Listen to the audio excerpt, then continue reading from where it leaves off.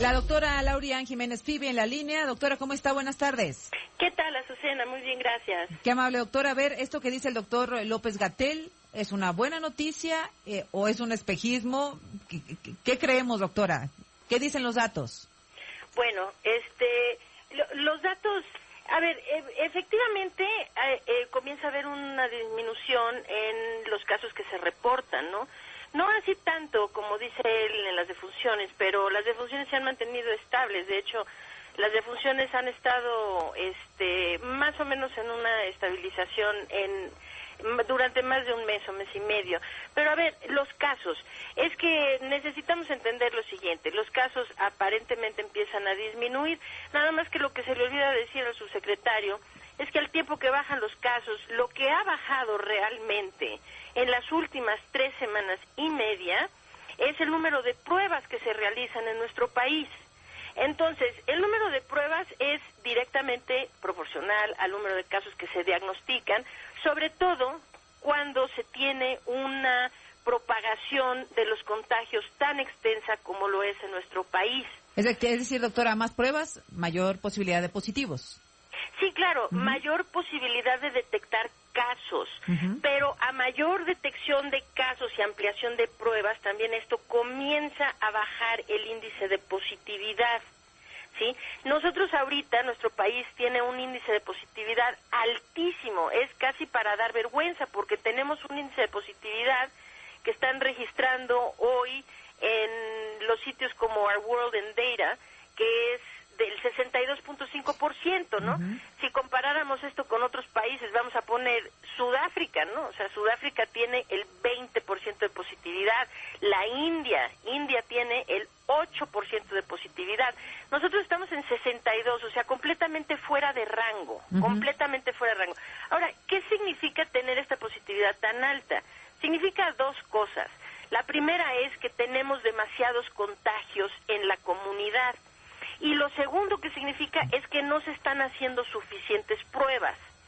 Entonces, cuando se empieza, es que, a ver, aquí tendríamos que preguntarnos por qué es que las últimas 3 semanas o 3 semanas y media se está disminuyendo sistemáticamente el número de pruebas. Ahora, yo entiendo que hoy en la mañana el subsecretario también dijo que pues deberíamos de pensar que a lo mejor es al revés, ¿no? Sí, de hecho, se lo preguntaron, tengo el audio, déjeme lo escuchamos juntas, doctora, claro, por favor. Sí. Lo volvemos a explicar, lo pregunte la oposición o la no oposición o quien no tiene ninguna preferencia política. Nos parece una inquietud legítima. La gente identifica que disminuye el número de pruebas, disminuye el número de casos. Quizá lo que no se ponen a pensar es al revés. Disminuye el número de casos, disminuye el número de pruebas. Bueno, pues eso dijo el subsecretario, doctora. Sí. Bueno, hay 2 cosas, ¿no?, en su comentario. Lo primero es que es una verdadera tristeza que siempre tenga que llevar el asunto de la pandemia a la politización, ¿verdad? Es una pena. Y al enojo. O sea, la politización no en el sentido positivo, sino a la politización en el sentido de pelea, de humillar al otro porque no entienden y les voy a volver a explicar. Y entonces probablemente ustedes no son científicos y no tienen elementos suficientes, entonces es una pena. Pero bueno, él dice que es exactamente al revés. Bueno, no, lo bueno es que la matemática sí es bastante exacta, pues sí. Eso es lo bueno, que la matemática es una ciencia muy exacta. Y hay lo siguiente, claro, o sea, si vamos a adoptar la actitud del presidente Trump, ¿no?, que en sus declaraciones dijo, ¿para qué hacemos más pruebas? Entre más pruebas detectamos más casos, ¿no?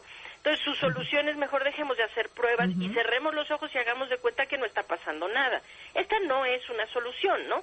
O sea, esto es abordarlo así como dice el subsecretario, de una forma muy politizada, ¿no? O sea, decir, si son de la oposición, ¿qué tiene que ver la oposición y los partidos políticos en todo esto? Este es un problema de salud. Y él, siendo el subsecretario de Salud, debería de abordarlo única y exclusivamente de esa manera. Pero a ver, Azucena, aquí es muy claro esto. Desde luego, al aumentar el número de pruebas, lo primero que va a ocurrir es que va a aumentar el número de casos reportados. El aumento de casos reportados no necesariamente sería un mal indicador. Es decir, finalmente estaríamos viendo la realidad de cuántos contagios hay. Entonces, pero a medida que se amplía el número de pruebas, entonces también disminuye la positividad. Es decir, que se empiezan a detectar muchos casos asintomáticos y muchos negativos, muchos más negativos, cuando se amplía el número de pruebas. Entonces, hay un punto crítico en el que se aumentan las pruebas y al tiempo, a la par, se va como paralelo aumentando los casos, hasta que llega un punto en el que seguir aumentando las pruebas ahora lo que hace es empezar a disminuir la positividad. Se disminuye la positividad y entonces estamos como otros países, en donde a pesar de detectar un gran número de casos, en realidad sus índices de positividad son muy bajos, ¿no? Entonces, aquí además dice el subsecretario alguna cosa que me parece que no casa muy bien, porque dice el subsecretario Gatell, primero, que solo se les hace pruebas a los que presentan síntomas. Esto ya lo habíamos discutido, ya los expertos como usted habían concluido que eso era un error. Pero luego en otra parte menciona que en México siempre se le ha dado desde el inicio seguimiento a los contactos. Y eso, doctora, por simple matemática, pues no es verdad, porque si así fuera tuviéramos entonces un mayor número de pruebas. Si por cada familia hay 4 o 5 personas y a todas se les hiciera una prueba al tener contacto con un positivo, ¿no? Sí, aquí hay un dato que es crucial en esto, que es el número de pruebas por cada caso nuevo confirmado. En ese sentido, el número de pruebas por cada caso nuevo confirmado lo que nos dice es si se está haciendo el seguimiento, rastreo de contactos o no. Porque de cada caso, vamos a poner un caso sintomático que va al hospital, le hacen una prueba. Entonces, bueno, vamos a rastrear sus contactos. Entonces, se hacen pruebas a todos sus contactos, a su familia, a la gente de su trabajo, la gente con la que tuvo contacto cercano, ¿no? Entonces, de esto se derivan muchas pruebas por cada caso nuevo confirmado. ¿Y cómo andamos ahí? Los países que manejan muy bien, como Taiwán, vamos a poner, ¿no? O sea, nos estamos yendo a un ejemplo así sublime, así supremo de la perfección del manejo de la pandemia.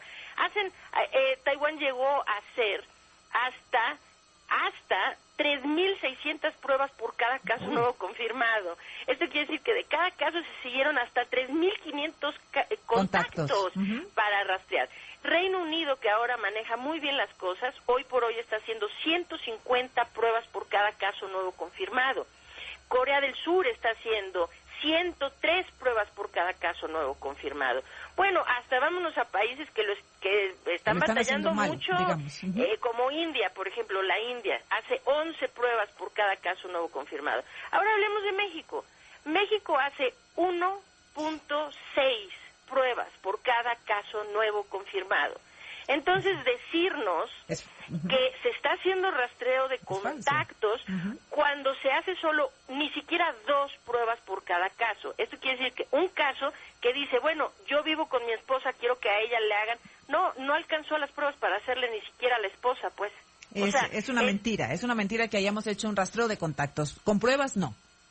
No, y no hay manera de hacer rastreo si no se hace pruebas. El rastreo consiste en hacerles pruebas a los contactos. Pues si no, ¿cómo vamos a saber si son positivos o no? Y entonces ahí empiezan estas incongruencias o estos errores del discurso del subsecretario Hugo López-Gatell, que le molesta mucho que se le señalen, pero si él dice que se hacen un número de pruebas importante, que hemos estado en el rastreo desde que empezó la pandemia, pues los números, que es lo que importa, lo desmienten, doctora. Lo desmienten por completo y pues le tendríamos que recordar al subsecretario también sus propias palabras, porque él mismo fue quien dijo desde el mes de marzo, México no persigue una estrategia de contención, en México se hará únicamente mitigación y vigilancia. Esto fue dicho en numerosas ocasiones por él mismo. Y ahora, bueno, pues como sí se le está exigiendo que haga lo que se tiene que hacer para controlar los contagios y que de esta manera deje de morir la gente, empieza a sacar este tipo de cosas que, bueno, pues da un poco de vergüenza, ¿no? Que diga una mentira que es tan fácilmente comprobable. O sea, muy fácilmente comprobable. Pero, mire, Susana, yo creo que lo que es más triste es esto. ¿Por qué mentir así? ¿Por qué tratar de defenderse? ¿Por qué politizar este asunto? Es que en la vida real, personas como yo que critico, por ejemplo, ¿no? Desde mi perspectiva profesional, personas como el subsecretario, no importamos en este asunto. ¿Sabe quién importa? Importan esas gentes a quienes se les ha muerto un ser querido, quienes ya tienen conocidos que se han muerto, quienes tienen enfermos y no saben qué hacer con ellos. Esa es la gente que importa y no nos interesa, a esa gente no le interesa un comino que si los opositores y que los de tal partido y que... No, a ver, hablemos de algo que nos permita salvar algunas vidas, ¿no? O sea, yo creo que es una forma realmente lamentable de abordar este problema, porque no se enfoca en tratar de controlar lo que está ocurriendo y disminuir el número de pruebas, pues sí puede terminar siendo algo realmente criminal, porque es vendarle los ojos a México todavía más de lo que está pasando. Y confiarnos con un dato equivocado, por eso me importaba que usted, como lo ha hecho, dejarlo claro, doctora, no necesariamente es que estén bajando el número de contagios, está bajando el número de pruebas y no podemos tomarlo como un semáforo verde, ¿no? Para hacer nuestra vida cotidiana como si ya hubiéramos controlado la pandemia. Ese es el peligro de los mensajes confusos y engañosos del subsecretario Gatell y por eso le agradezco siempre que nos ponga aquí en este espacio los puntos sobre las IES, doctora. Muchas gracias. Claro que sí, Azucena, es un placer estar en el programa. Qué amable.